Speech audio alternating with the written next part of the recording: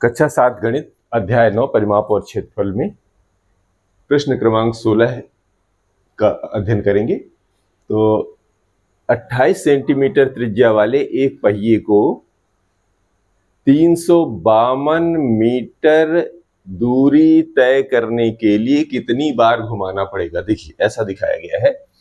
एक ये 28 सेंटीमीटर त्रिज्या वाला एक कोई पहिया, ठीक है, समझ लीजिए कि जैसे मान लीजिए साइकिल का पहिया है ना, ये दे रखा है 28 सेंटीमीटर, मतलब उसकी जो तीली है जहां से लगी रहती है और तीली से टायर तक की जो दूरी है, यानी रिम तक की जो दूरी है वो 28 सेंटीमीटर है।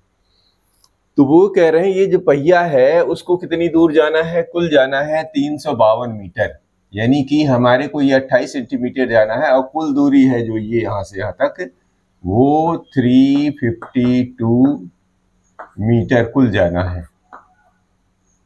ये करना है हमको, यानी कि ऐसा समझिए कि जैसे साइकिल से आप बाजार जाते हैं, साइकिल से स्कूल जाते हैं, वही काम यहाँ पर करना है। तो आप कितने बार पैडल, मतलब कितना बार पहिया आपका घूमेगा कि वो ये दूरी तय कर लीजिए। मान लीजिए आपके यहाँ से लेकर यहाँ तक की दूरी जो है, अब यहाँ से घर है, यहाँ पर आपका स्कूल है, तो ये आप कितना मतलब बार पहिया आपका घूमेगा कि यहाँ तक पहुंच जाएगा, ये आपको ज्ञात करना है। तो इसके लिए शुरू करते हैं हल। पहिए की त्रिज्या, ये जो पहिया है यानी जो आपका साइकिल है, इसकी त्रिज्या दी है, पहिए की त्रिज्या, पहिए की त्रिज्या दिया है, त्रिज्या हमेशा r से दर्शाते हैं। तो ये है 28 सेंटीमीटर, 28 सेंटीमीटर। यहाँ पर ध्यान रखना है ये 252 मीटर है, ध्यान रखना है ना। तो चूंकि बाद में इसका पैमाना चूंकि ये सेंटीमीटर में है तो ये भी हम सेंटीमीटर में बदल लेंगे, अभी इसको पहले हल कर लेते हैं। तो ये जो पहिया एक चक्कर में कितनी दूरी तय करेगा, तो जो पहिया जहां से नापते हैं जहां तक की दूरी होती वो तो एक चक्कर में चली गई दूरी क्या कहलाती है, पहिए की परिधि। तो अगर हम एक परिधि ज्ञात कर लें तो इस परिधि का इस कुल दूरी में भाग दे दें तो हमारा काम हो जाएगा। तो शुरू करते हैं।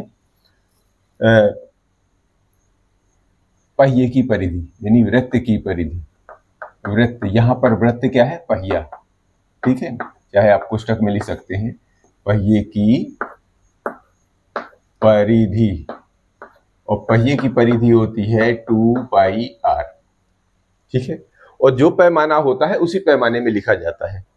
तो 2 की जगह 2, पाई की जगह 22/7 और त्रिज्या है 28 सेंटीमीटर। तो 7 एकम 7 और 7 चौके 28, यानी कि 4 दूनी 8, 8 दूनी 16 की 6 और 16, 8 दूनी 16 और 1 17, 176 सेंटीमीटर। ये तो पहिए की परिधि निकली।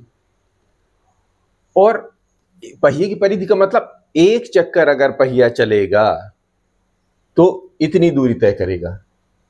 समझ में, पहिए की परिधि माने एक चक्कर में तय की गई दूरी। यहां पर लिख सकते हैं पहले पहिए की परिधि अर्थात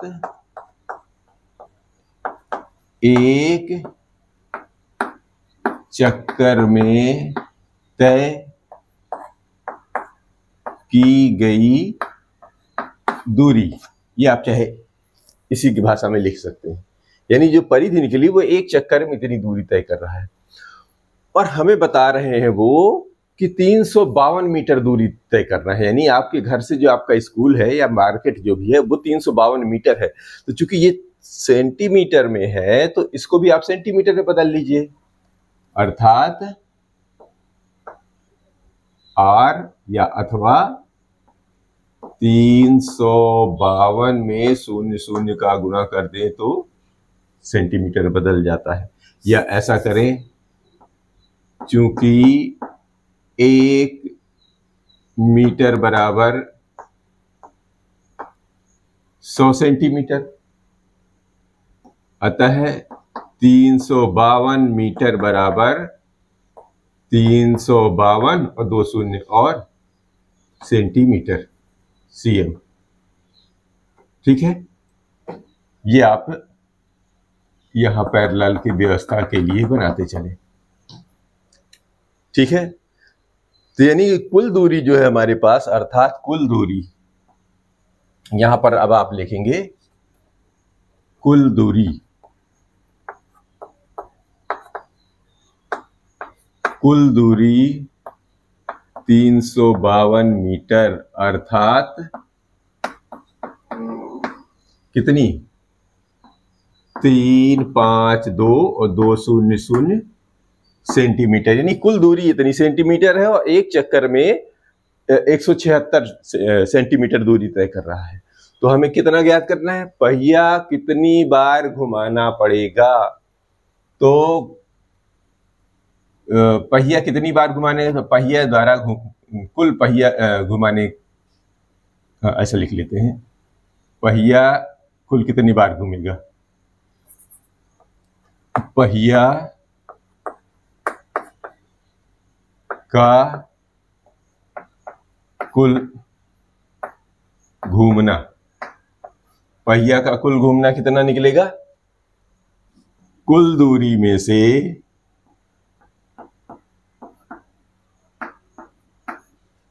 एक चक्कर में तय की गई दूरी का भाग दे दो। एक चक्कर में तय की गई दूरी, कुल दूरी में से अगर एक चक्कर में तय की गई दूरी का अगर हम भाग दे दें तो हमारा ये निकल आएगा कि कितनी बार पहिया घूमेगा। तो देखिए कितना है, ये है 352 और 00 सेंटीमीटर। पैमाना लास्ट में लिखा करिए तो ज्यादा बेटर रहेगा। और एक चक्कर में घूम रहा है 176 सेंटीमीटर, ठीक है ना। तो देखेंगे 2 का भाग दें यदि, तो 2 छक्का 12 है और 2 सत्ते 14, 1 15, 2 एकम 2 1 3, ये पूरा पूरा 2 बार जा रहा है। तो हम इसको जो है ऐसे काट सकते हैं, यहां से पूरा पूरा 200 बार ये जा रहा है, अर्थात कुल घूमना अर्थात 200 चक्कर। कुल कितना घूमेगा पहिया, 200 चक्कर घूमेगा, यही ज्ञात करना था। तो ये रहा हमारा प्रश्न क्रमांक 16।